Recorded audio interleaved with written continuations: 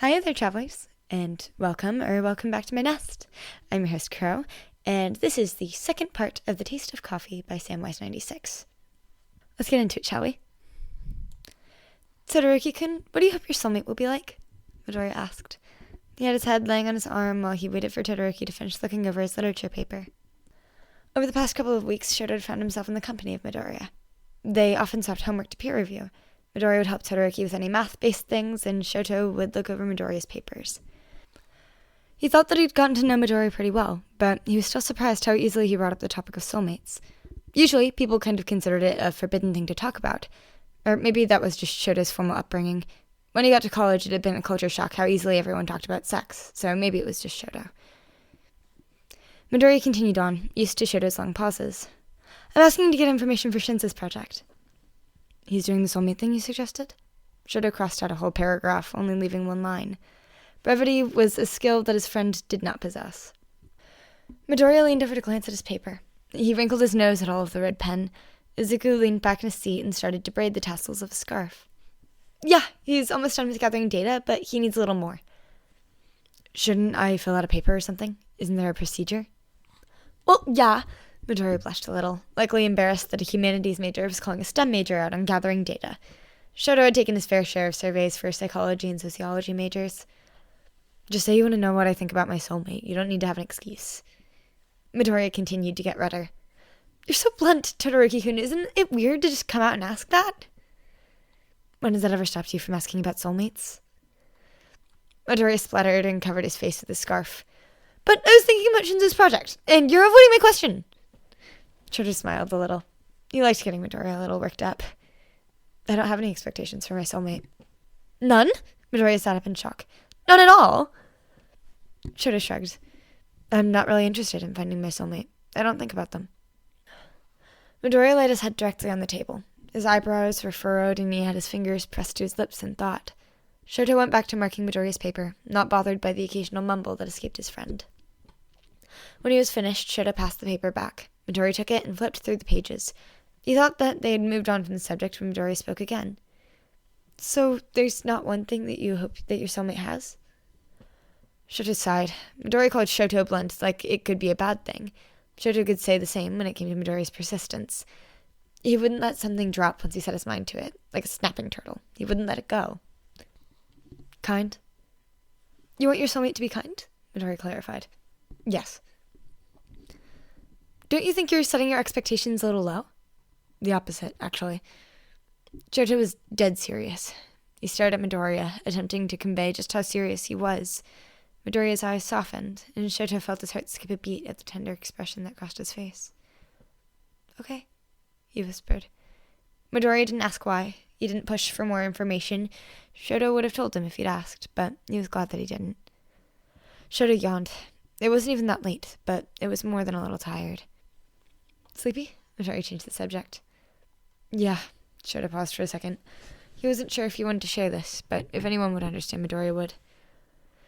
I didn't want to say anything about it before, because I wasn't certain, but I think I've picked up a new habit. Midoriya perked up, already reaching for his notebook. His fingers twitched impatiently as he tried to sound calm. Oh, really? Shoto snorted.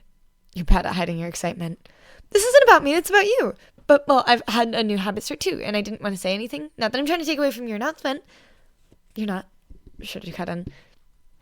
Midoriya continued. You tell me yours first, and I'll tell you mine. Shoto good-naturedly rolled his eyes and didn't fight the smile on his face.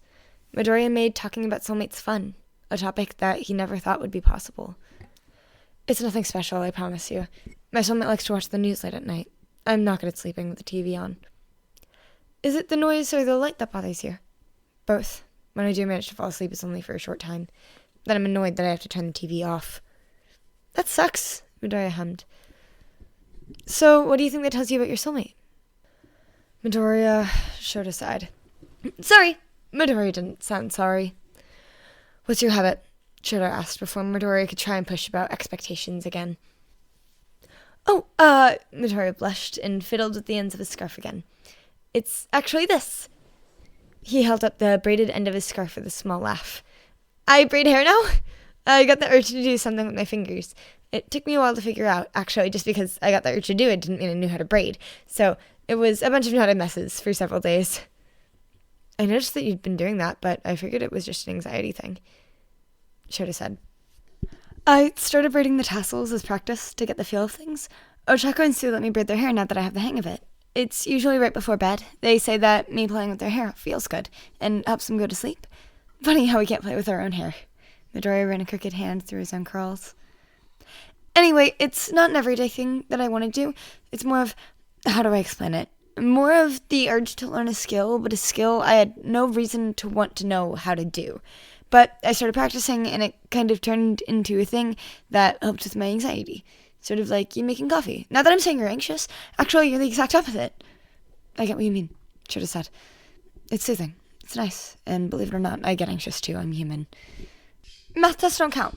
Do you get anxious about math tests? Well, no. You're not human. Todoroki-kun! Midoriya squawked. Quick let our readers know, I had to work last night, and now my voice is like this, so my bad. The pencil that he checked found its mark against Shoto's shoulder. Thank you. You won't use it. Midoriya held out his hand. I can change my mind, Shoto said, but he was already putting the pencil back into his outstretched palm. His fingers brushed lightly on a callus. Midoriya looked thoughtfully at his palm. Your hands are warm. Warm hands, cold heart. Midoriya shook his head. Warm hands, warm heart. Shoto turned his head away, but he didn't think he was successful in hiding his blush. Todoroki sighed as he looked over the measurements of his floor plans. Izuku thought it was cute. I don't want your help. I should be able to do this, Todoroki grumbled. I didn't say anything, Izuku said with a grin. Todoroki threw him an accusatory look before he went back to his math. Like Izuku and every other graduating senior, Todoroki was working on his final project. Todoroki's phone buzzed on the table when he dropped his head in his hands, concentration once again broken. Who is it? Izuku leaned over and looked at the incoming text. Kachan? I'm not answering him, Todoroki grumbled. He'll just call until you pick up.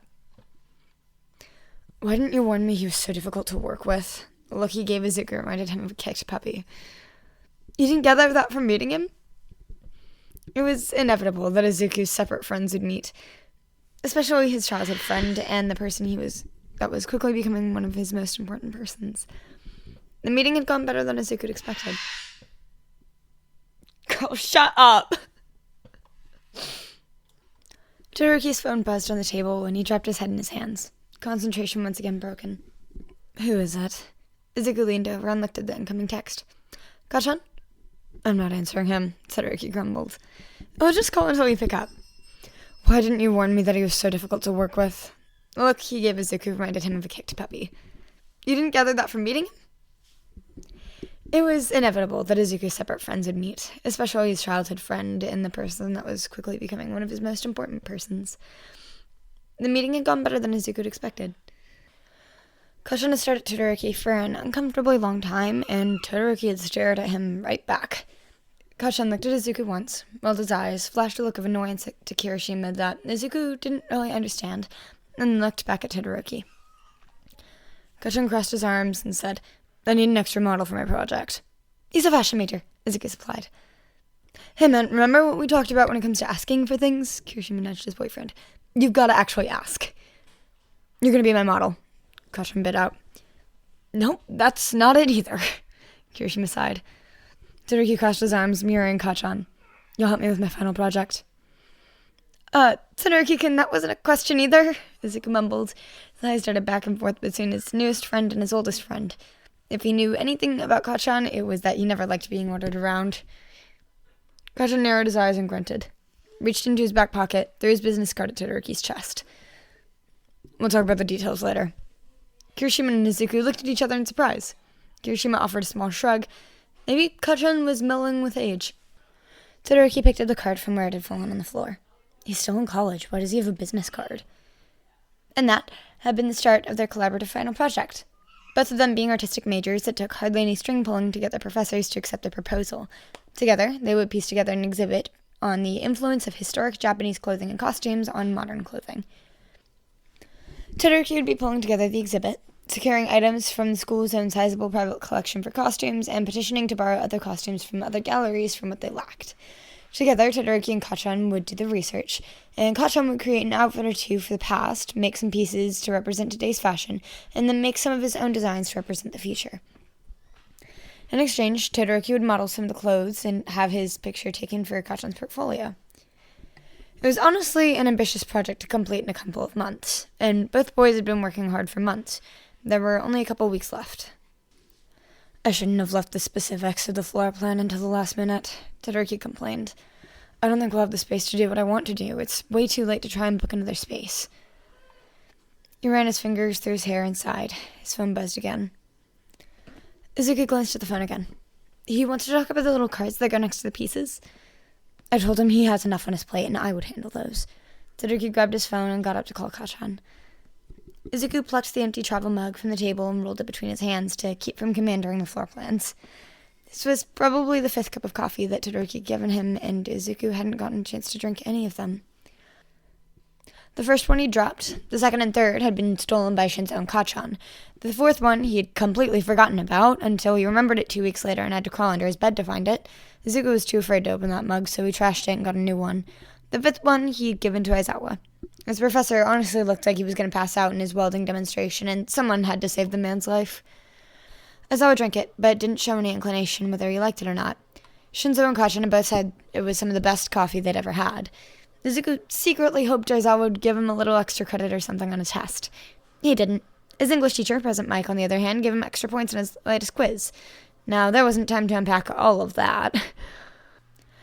Izuku just really wanted to try Todoroki's coffee, but he couldn't admit that he hadn't tried it not once, not twice, but 5 times. He'd been lying this whole time and telling Todoroki how good it was. Well, not exactly always lying. He would use Kacchan and Shinzo's reactions, but he had lied. Todoroki slumped back down at the table and tossed his phone in his bag. How'd it go? Todoroki grunted and glared down at his floor plans. Izuku pushed the paper away. I think you could use a little break. I just had a break, Todoroki snapped. It wasn't the first time he'd seen Todoroki get like this. He always pushed himself so hard and pushed himself to produce work that was no less than perfect. Izuku knew where he was coming from. He also set unrealistic expectations for himself. Izuku tended to mumble and worry, and Todoroki would get impatient and short-tempered. He knew Todoroki would regret snapping. Izuku could see his expression starting to turn apologetic. What do you want to do with your history degree, Todoroki-kun? Izuku tapped his finger on the back of Todoroki's hand. Like, how am I going to make money? Todoroki sounded weary. No, like, why did you pick to work in museums? You could do other things, like teach, or, Izuku scratched his nose. He didn't really know what an art history major could do. Like, why did you choose this path, I guess, is what I'm trying to ask. What drives you? Todoroki stared at him, looking a little lost. Has no one asked you that before? He shook his head. Sometimes it was best to lead by example. So, for instance, I had a really hard time narrowing down my major. There's so many subsections of engineering to choose from, and I want to do everything. Todoroki smiled. There are like 5 main fields and a lot of specializations under them. You've got civil, chemical, mechanical, electrical, and industrial. I suck at chemistry, so chemical engineering was out. Industrial doesn't interest me. Izuku held up all 5 of his fingers and dropped 2. I liked electrical because, well, computers and tech are going to be around for a while, but I wanted to work with something bigger than microchips. Not to say that I don't try and pick up extra classes on the subject when I can, but Izuku dropped another finger. Civil, building things for the public, bridges, tunnels, roads, you get the idea. Or mechanical, like conceiving an idea and making a machine to do it. I've always really wanted to help people. Civil engineers are unsung heroes. We couldn't get much done without them, and they're not really in the spotlight. I didn't mind that. Doing good for the sake of doing good, it's kind of heroic. Todoroki had his head resting in his hand. He was listening to every word. He always listened to everything Izuku said. But God, did I hate planning bridges. I hated it so much. Todoroki threw his head back and laughed, smothering his smile with his hand before he got too loud. Izuku giggled. I picked mechanical engineering because it made my brain feel good. I love trying to apply math problems and make things work. The more difficult, the more impossible, the better. Nothing beats the feeling when I'm holding something I made in my head in my hands, you know? Maybe you should have picked fashion, Todoroki teased. The older I get, the more I realize that I have in common with Kacchan. It's honestly horrifying and kind of makes some of his childhood behavior make sense. You ever hated someone because they were too much like you? No. I've hated someone that I was afraid of becoming. Izuku wanted to know more, but this didn't seem like the time to ask. You saw similarities, though, between you and that person? It's kind of similar. He waved off the side conversation. It wasn't the point he wanted to get at. Anyway, I picked mechanical engineering because it made sense for me. It made me feel good. I still need to figure out what I want to specialize in, but I'm getting off topic again. I don't mind, Todoroki said. Todoroki absently tidied up his papers. I kind of stumbled into our history. I didn't come to college with any major specifically in mind, except for what I didn't want to do. I didn't want to be in politics, didn't want to be a lawyer, didn't want to be a doctor or engineer or something that would make my father proud. I took an art history class for a credit and found that I liked it. Izuku nodded. He knew a bit about Todoroki's strained relationship with his father. He knew he didn't see his mother often and that he lived with his brother. You can do a couple things besides being a teacher. Todoroki's face didn't change, but his tone was teasing. I thought about archival work. I like the idea that you're saving things that were precious to someone once. I don't have the best relationship with my family, and the few good memories I have are from when I was really young. Todoroki's voice grew softer. Izuku leaned over the table to get closer. I wish that I had something. His long fingers grasped at air. I wish that I could preserve those good memories with anything. A card, a letter, a jacket. Anything that I did have associated with those memories is long gone now. And I wanted to protect the memories and feelings of others. It sounds like a good motivation to me, Izuku whispered. Todoroki smiled, but it was sad. I would have been chasing after something that I couldn't achieve. In time, I'm afraid it would have made me jaded and bitter. I'd be focused on the wrong thing. Some of the good memories I had with my mother and siblings were at museums. My mother loved art, and it was one of the few things she was allowed to indulge in occasionally. She said that art shows people's true feelings. It was their way of being heard. I didn't get it when I was little, but I do now. I want to create spaces where people can tell their feelings, where people can see those feelings, and where people can have happy memories together. Todoroki met Izuku's eyes. Are you crying? Shut up! Izuku covered his eyes with the sleeves. You can't sound like a tragic protagonist and expect the audience not to cry. Todoroki warmed a pack of tissues into Izuku's hand. Okay, how about this? I would be a terrible archivist because I would want to keep everything, even things that aren't important. Izuku wiped his eyes. I didn't take you for a hoarder, Todoroki-kun. He shrugged and leaned in close. I want to work in museums because I like to look at beautiful things. Todoroki ran his thumb gently under Izuku's eyes, and Izuku felt his heart stop. You've got an eyelash. Izuku squawked and patted Todoroki's hand away. If Todoroki was looking at Izuku fondly, then that was his imagination. You should let me help you with your floor plan. I'm pretty good at working with spaces, if I do say so, and if it won't fit, then I can make it fit. Todoroki sighed and passed the page over. Today was not Shoto's day. Due to scheduling issues, their exhibit had been opened for 3 weeks now, but they hadn't officially had the opening where their professors and peers could come and officially judge. It was the last day of finals, the last time thought that it could have possibly been picked. That should make it easier, right? None of their schoolmates would show up because surely they had to be tired from their own finals. They should be headed on the next train home. Wrong. Bakugo, his name fell off Shoto's lips like a curse for the past month, had come up with the idea to have an interactive exhibit/fashion show. They would have models wear the outfits at certain times of the day and talk to the viewers, explaining the costume's significance instead of reading the nice little cards that Shoto had worked hard on. It was a great idea, except for the fact that their models had a final at this time. It was now Shoto, Kirishima, Bakugo, and a couple of first years that Bakugo had threatened wearing the clothes. Naturally, most of their classmates wanted to come and see them in costume. He might pretend not to hear, but even Shoto couldn't ignore that he was the one who was the reason that a crowd had formed outside their doors. Shoto hated to be stared at, hated public speaking. Could he do it? Yes, but he felt like he was about to crawl out of his skin. He paced the floor, glaring at the large turnable on the floor. Sweet, blessed Midoriya had come up with the idea. It could show off several outfits without taking up half the space, but sometime in the night it stopped working. Even if he wasn't dressed in the silly Heiorgan kimono, he wouldn't even begin to know how to fix it. Shoto tried to take a deep breath. It wasn't really the final nerves that were getting to him. He had overslept after yesterday's math final and had forgotten to make coffee. Stupid, stupid soul habit.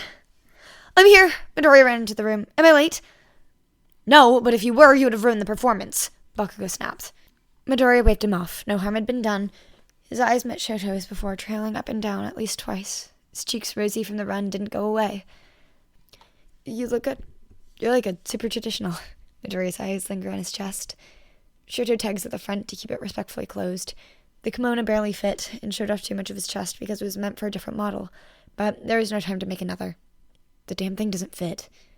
Midoriya bobbed his head and smiled. Shoto was about to ask him what was so funny when Midoriya put both hands on Shoto's cheeks. His hands were rough, but Shoto found his touch grounding. I don't want to do this. I agreed to a photo shoot, not a live show. The kimono doesn't fit, the turntable isn't working, I haven't eaten lunch, I'm tired, I think I failed that math final. Shoto always ended up spilling his guts to Midoriya. Midoriya nodded and hummed sympathetically. His thumbs gently stroked Shoto's face. I forgot to make coffee this morning. Shoto sighed and dropped his head lower. Midoriya adjusted his grip, one of his hands drifting to idly play with some of Shoto's hair. That sucks. He said it with a quiet meaning that only others with soul habits understood. He didn't pull away, letting Shoto bask in his pity party and the wonderful comfort that came with it.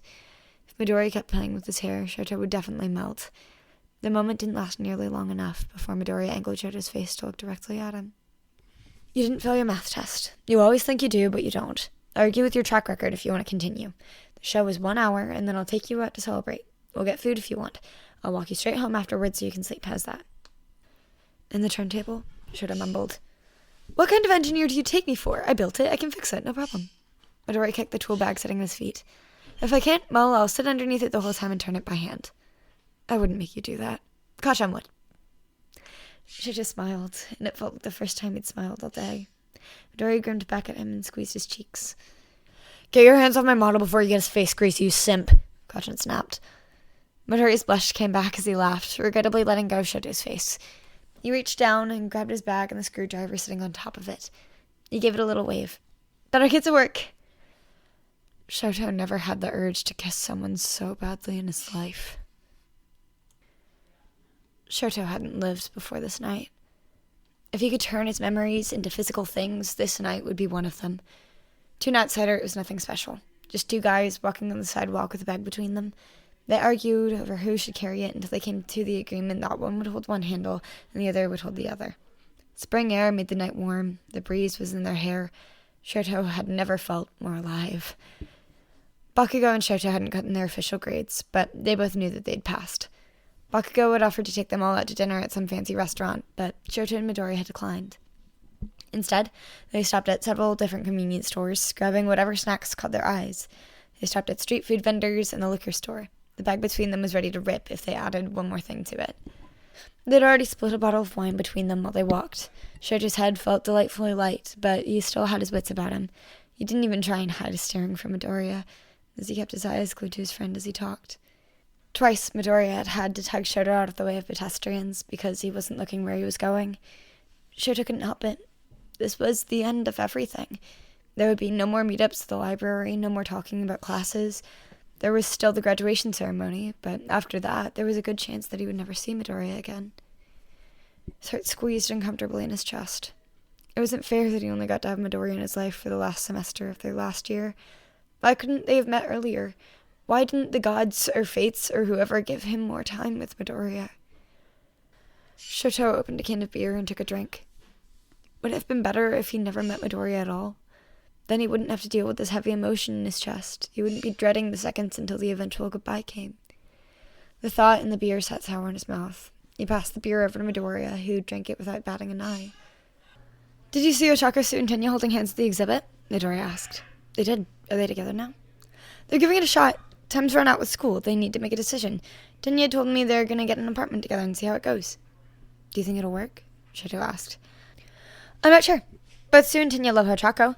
I think they could I'm not sure. Both Sue and Tenya love Ochako. I think they could put aside any differences if there are any. I'm curious to see if everyone falls in love with everyone. It would be a nice ending, wouldn't it? Has anyone told you you're a hopeless romantic? Shoto said. Izuku grinned and stepped closer to bump his shoulder against Shoto's arm. I shouldn't be speculating on my friends' relationships. It's really none of my business. So you don't think that Bakugo and Kirishima are going to be the first ones to get married? No, it's going to be Shinzo and Denki, but they're going to do it in a quiet way. No ceremony, just go to the courthouse. And Kachan is going to be so mad that he wasn't the first one to get married, especially when he and Kirishima have been together since high school and Shinzo and Denki only met in college. Shoto chuckled at the absolute certainty in Midoriya's voice. He talked as if it had already happened, and Shoto didn't doubt that it would play out exactly like that. Do you think Momo and Jiro will get married? Shoto hummed. They will, but I don't think it'll be until a few years. They're the kind of couple that takes things slow. I wonder when I'll meet my soulmate, Midoriya murmured. Todoroki's chest ached. He hated to hear the quiet longing in Midoriya's voice. He didn't miss the meaningful look that Midoriya tossed his way. They had talked about it once before, very briefly, about the possibility of them being soulmates, but their habits didn't match up. Sure, Midoriya liked to watch the news late, but he watched the news all the time. Shoto didn't think he slept with the temperature low, like Midoriya described, but even if he did, they still had two habits that didn't match up. Shoto never wanted to separate it. That most likely pointed to Midoriya's soulmate being a girl, or at least a guy with really long hair anyway. Shoto's was still about the same length he had kept it in high school. And then there was the coffee. His stomach always dropped in disappointment whenever Midoriya drank his coffee. Your soulmate will be lucky to have you, Midoriya. Shoto kept his eyes ahead of him. I just know when I meet them, I'll be head over heels for them. I know there won't be another person for me. I want to marry them. Midoriya had his head tilted back, looking at the street lights, but his eyes were really looking at a future that only he could see. There's a soft smile on his lips. He looked over at Shoto when he realized he had stopped walking. Shoto couldn't get his legs to move. He felt frozen to the spot. The look on Midoriya's face, he'd seen it before when he was very, very young, before everything went very, very wrong. Todoroki-kun? What if someone took that look off Midoriya's face?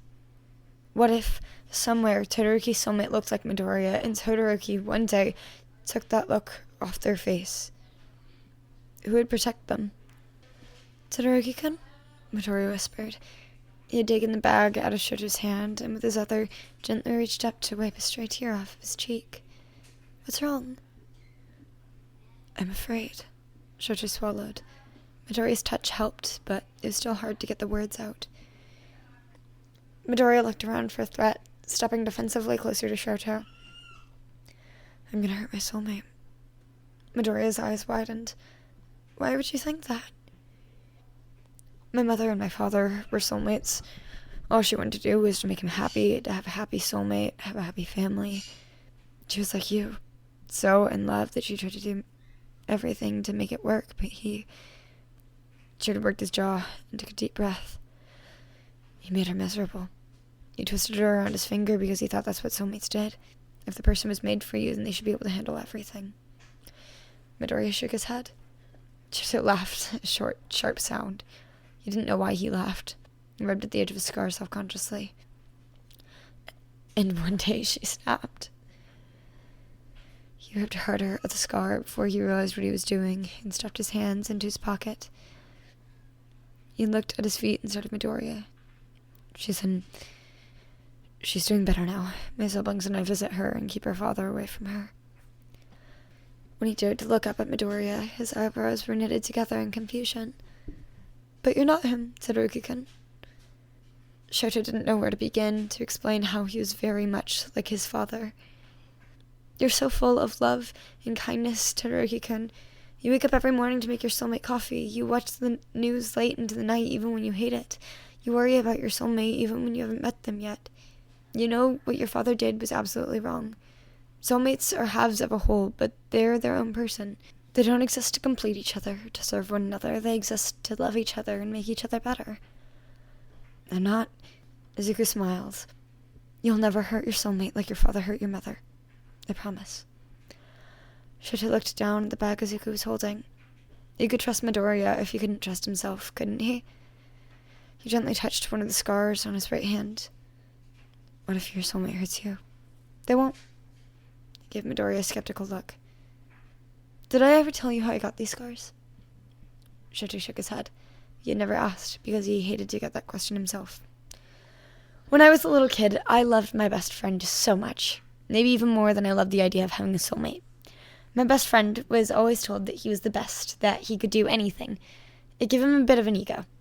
One day, he tripped and fell, and I offered him a hand. He couldn't accept that someone he viewed as weaker than him could help him. I don't entirely get it myself, but it made sense in his little kid head. I don't think it helped that we were too similar to each other, but yet so different. We were mirrors. I could have been him, he could have been me. He didn't like that. My best friend became my worst bully. Midoriya smiled as he talked. He had long made peace with the events in his past. I chased and chased after him, not understanding, thinking that I could win his friendship, his love, his respect. But I couldn't. Then one day he said, it doesn't matter what he said. What matters is that it opened my eyes to my own self-worth. I deserved friendship. I deserved respect. I deserved love. I deserved a place in this world. I wasn't going to let anyone determine my self-worth. The next time he pushed me, I hit him. I hit everyone who tried to bully me and broke my hand a couple times. Midoriya grinned and sheepishly rubbed the back of his neck. Shoto stared at Midoriya, trying to piece the nicest person to ever walk the earth with a piece of the boy who broke his hand fighting his bullies. He tilted his head. You could see the possibility. So what I'm saying is I won't let anyone hurt me. He grabbed Shoto's hand and gave it a squeeze. And sometimes beating the crap out of your childhood best friend turned bully turns them back into your friend again. Shoto shook his head, at a loss of what to say. A clock in the window displayed said it was nearly 11. It's getting late. Let's go back to my place and eat, Shoto said. Izuku opened his eyes and stared at Todoroki's sleeping face. The braid that Izuku had done earlier was already coming undone.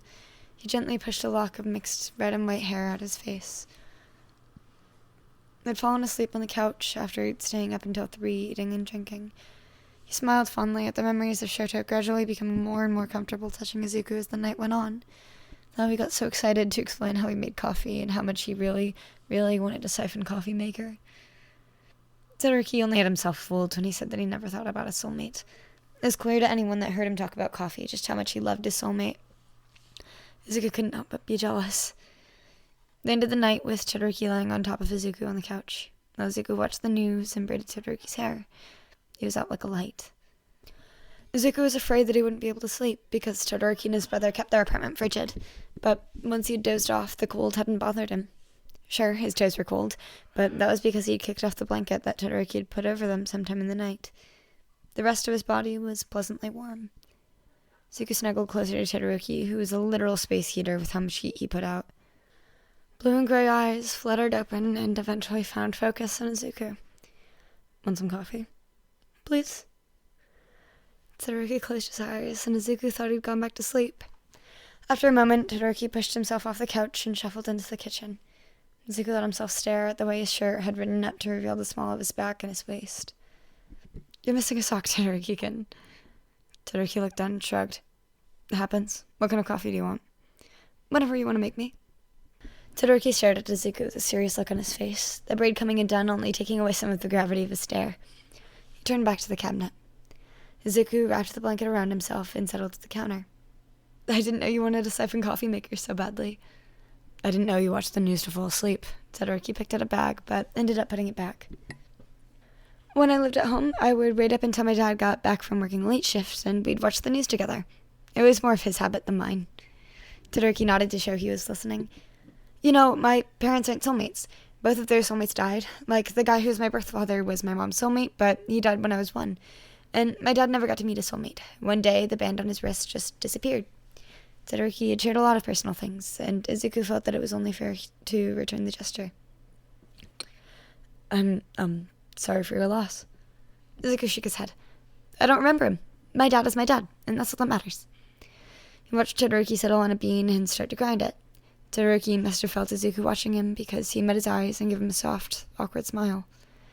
Izuku returned the smile and rested his chin in his arms. All Todoroki wanted in his soulmate was someone kind. All Izuku wanted for his soulmate was Shoto Todoroki. It wasn't fair how over the months, every time Izuku imagined his soulmate, he became more and more like Todoroki. He discreetly wiped a tear from his eye. His heart ached to share this domestic moment, but not have it every day for the rest of his life. Izuku thought Todoroki could be a soulmate, but it could also be wishful thinking.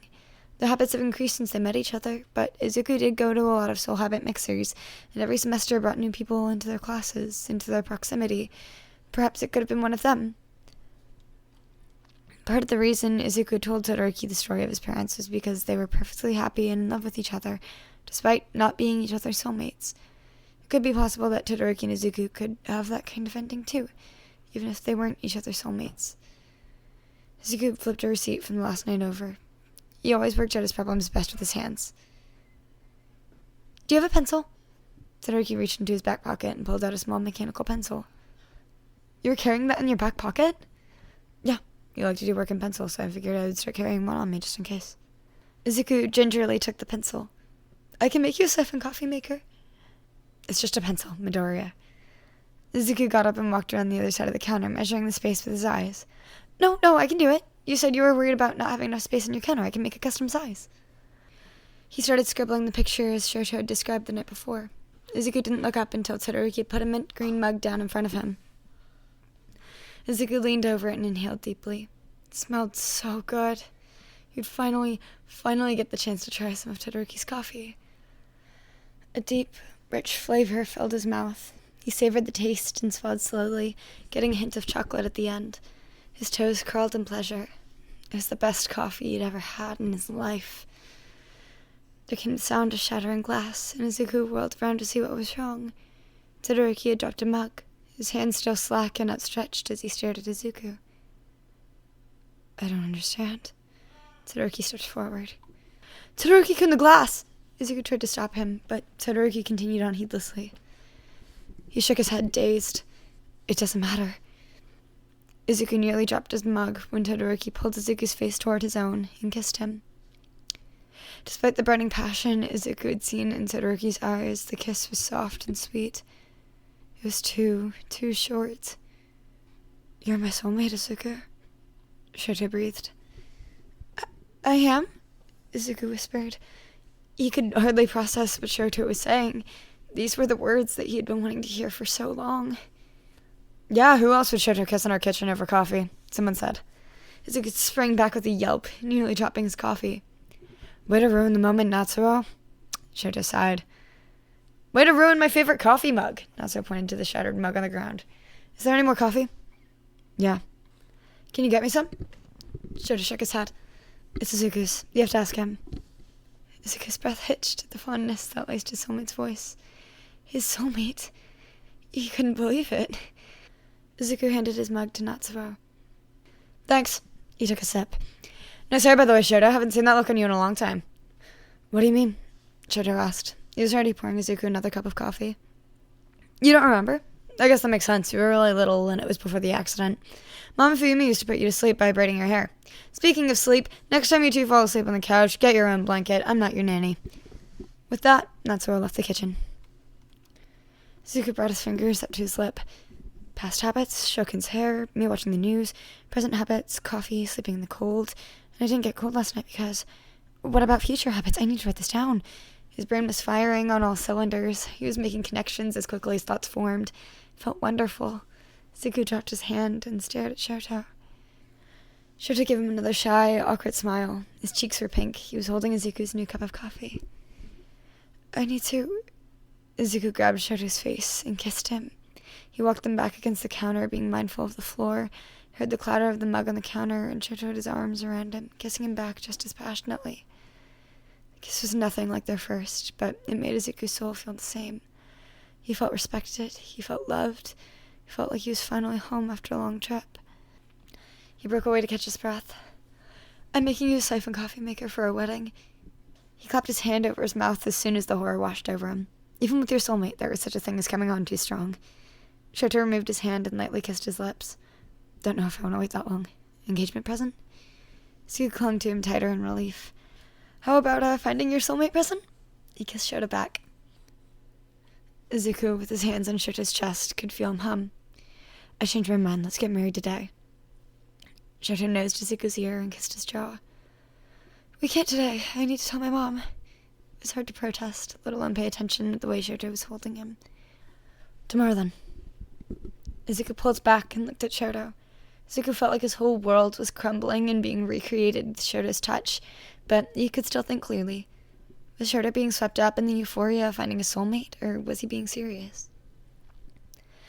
Even if he had only known his soulmate for an instant, he knew that Shoto was serious. Shoto's eyes were gentle and full of so much love. It'll make Kachan mad. Even better. Izuku laughed and kissed Shoto again. Their lips and tongues lingered. You know, Shoto said, I think I'm starting to acquire a taste for coffee.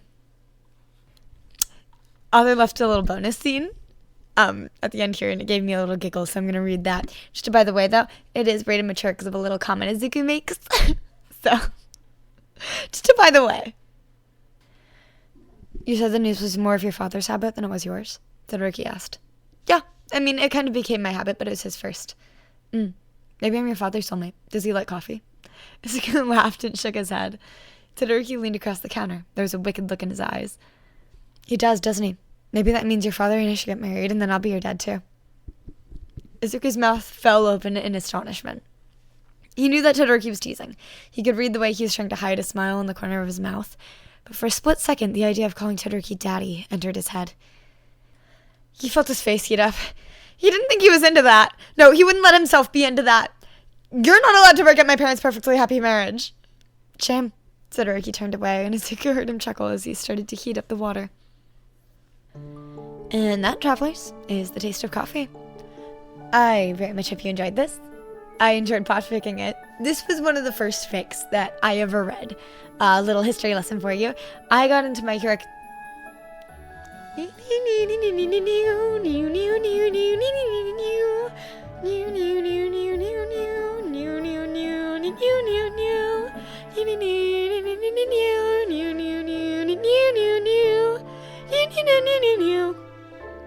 Sorry, that was my dryer. On topic. Sorry about any weird background noises y'all heard throughout this recording. I switched recording rooms to like the other side of the house, and this room is like, you go downstairs and it's like directly connected to the kitchen almost. It's like directly connected to the washroom, which is directly connected to the kitchen. So basically you can hear everyone doing everything, including my fucking bird. So yeah. But yeah, I got into My Hero Academia in like 2022-ish, I think. And I was a Todoroki shipper from like the moment I stepped into this fandom, because one of my friends was like into the series way before I got into the fandom. Like a good, I want to say like 3 to 4 years beforehand. That's how long. But like, they were a Todoroki shipper, and so I was already primed for it. And then I watched the series and I'm like, okay, yeah, there is so much unaddressed gay sexual tension here that you could cut it with a knife. So like, yeah, this fic is super nostalgic for me. It's I love it so much. It's this and another Todoroki college AU from like way back in the day. But I don't think I ever asked to podfic that one, or I might have, and I never got permission. I don't know. It's not on my list, but I love it. It's very good. Yeah. Anyways, please be kind about my voice throughout this recording. I'm aware she's kind of chopped. Another reason for like the updates being slow. Also a reason for like the updates being slow over the last like month and a half. But they're always slow. Like, I'm sorry, what do we expect here? Nothing. Woo! But I was working. The season ended yesterday, so I can probably talk about it. I was a scare actor over this Halloween season. It was my first year. And one of my friends got into it, and she was like, yeah, no, you should join me. And I'm like, okay. And I got the job like super last minute, and it was so much... Sorry, my recording stopped. Yeah, no, it was a lot of fun. I really enjoyed it. The people I met there were like some of the nicest people ever to ever exist. Definitely going back next year, but basically my voice has been wrecked for the last month and a half. My poor choir teacher does not deserve this, but we ball, I guess.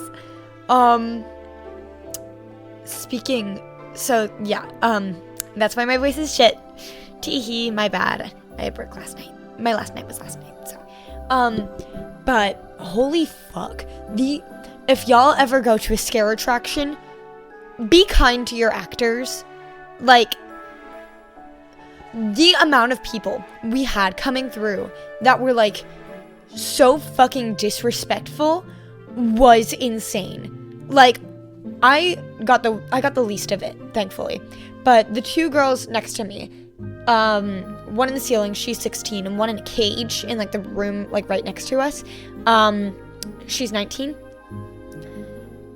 Like, my girl in the ceiling, she was getting like, if we played a drinking game for the amount of like grown ass men, like 17 to like 30-year-old men that said, oh, Spider-Man kiss to her, we would have been drunk by like an hour. We would have been drunk an hour into our shift because it was that bad. My friend in the cage, like, she got like fucking touched. Like, you're not supposed to touch actors. We're not supposed to touch you. Like, I was in a wheelchair, and so like accidentally I would like sometimes like come out a little too far and like scrape people's ankles, but like, different thing. That's an accident. People were literally like trying to force themselves in the cage. People were asking like how much for an hour, trying to like get in the cage. Like, I think someone grabbed her tit like once. I'm like, whoa, get the fuck away from her. And they're just used to it. And I'm like, holy hell. It was fun, but oh my God. Like, people make me mad. I have lost some of my faith in humanity from this job. Some of the people were like super sweet, super nice, chillest people in the world. But some of them, oh my God. Like, I got the worst of it and I still got asked if I would suck someone's dick. Like, what? We're minors, respectfully. We are children. There are 6-year-olds working at this fucking haunt. Chill. I'm sorry. I needed to rant. That pissed me off. Anyways, I hope you guys have a good rest of your day. Please be kind to your actors if you ever go to a scare attraction next season. I hope you enjoyed this fic as much as I enjoyed podficking it, as much as I enjoyed reading it, all of that. And please go drink your water, or I will have to fucking come for your ass. Okay? Okay.